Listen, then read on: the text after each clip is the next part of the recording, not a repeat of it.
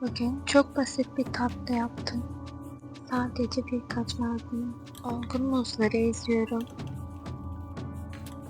Kakao ekledim. Rendelenmiş Hindistan cevizi ekledim. İyice karıştırıyorum.